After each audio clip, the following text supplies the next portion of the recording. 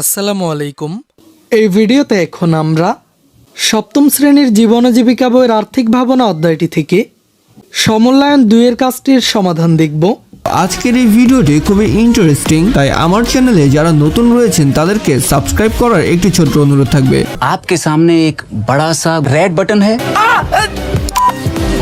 আর আমার চ্যানেলের already subscriber যারা রয়েছেন তারা অনেকেই এভাবে ভিডিও দেখে চুপি চুপি পালিয়ে যান, তাই ভিডিওটিতে লাইক করে যাওয়ার একটি ছোট্ট অনুরোধ থাকবে। শুভ কাজ যত তাড়াতাড়ি সম্পন্ন হয় ততই মঙ্গল। আচ্ছা ঠিক আছে, আপনাদের অনেক ধন্যবাদ। এখানে 2টি ছক রয়েছে। প্রথম ছকটিতে বলা হয়েছে এই অধ্যায়ের যে বিষয়গুলো আমাকে আরও ভালোভাবে জানতে হবে তা লিখি।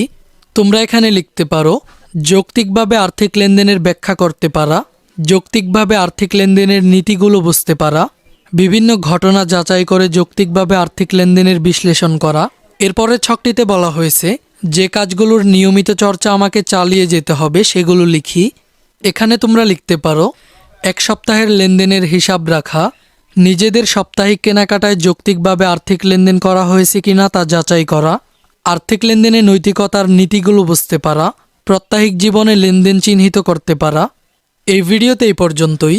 পরের ভিডিওতে আমরা 5ম অধ্যায় নিয়ে আলোচনা করব। ভিডিওটি যদি তোমাদের কাছে ভালো লাগে তাহলে একটি লাইক দিয়ে দাও, আর এই চ্যানেলের সকল ভিডিওগুলো পেতে চ্যানেলটি সাবস্ক্রাইব করে রাখো। আচ্ছা ঠিক আছে। Bye bye tata good bye.